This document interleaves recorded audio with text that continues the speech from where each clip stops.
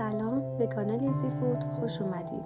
امروز میخوایم با هم یک کیک سیب و دارچین بی‌نظیر و خوش‌طعم بپزیم.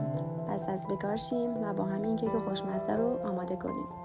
برای مواد روی کیک 2 عدد سیب، 1/2 پیمانه گردو و 1 قاشق غذاخوری دارچین و 1 قاشق غذاخوری شکر قهوه‌ای و شکر سفید هم میتونید استفاده کنید.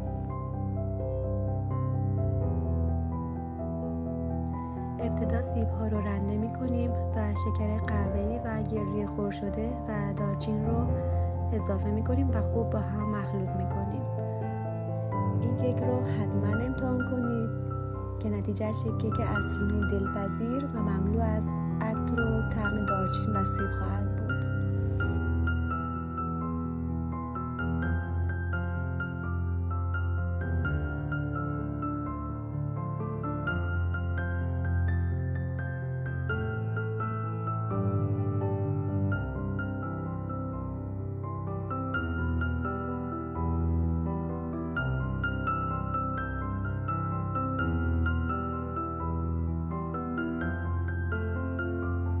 برای کیکمون 2 پیمانه آرد، 1 پیمانه ماست و 3/4 پیمانه شکر و 1/2 پیمانه روغن و 1 قاشق غذاخوری بیکینگ پودر و مقداری وانیل که من از وانیل مایع استفاده کردم و 3 عدد تخم مرغ.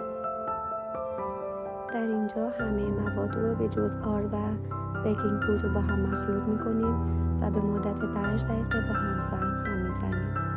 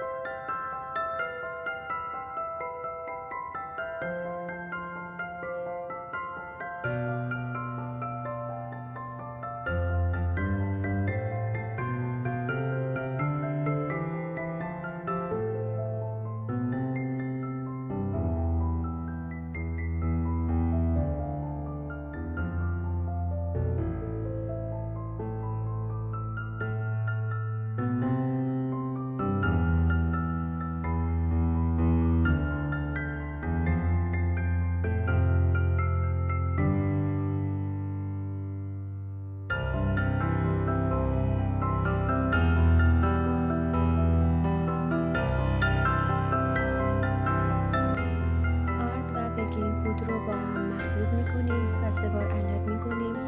من اینجا مخلوط نکردم که شما ببینید، ولی از قبل 3 بار علک کردم و طی 3 مرحله به موادمون اضافه میکنیم و حتما از همزن دستی استفاده کنیم و مایع کیک ما نسبت به کیک های دیگه غلیظ‌تره.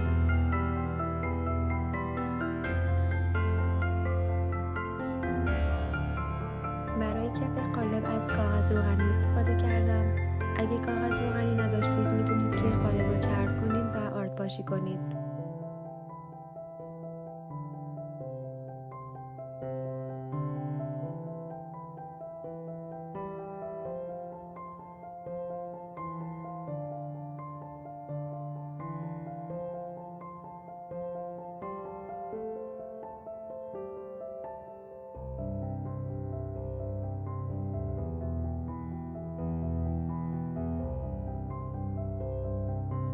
بعد از اینکه مواد رو توی قالب ریختیم با لیسک صاف میکنیم تا کیکمون گنبدی شکل نشه.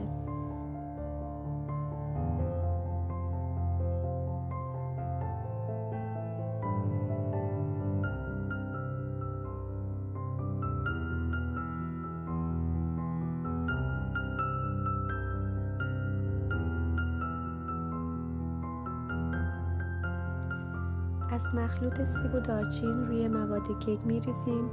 سعی کنید که زیاد روی هم انباشته نشه که باعث خمیری شدن کیکمون میشه.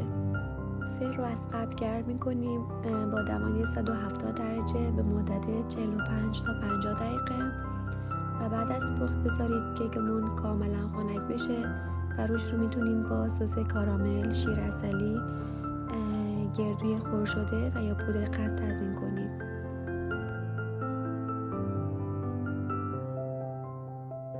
اینم از کیک سیب و دارچین خوشمزه ما.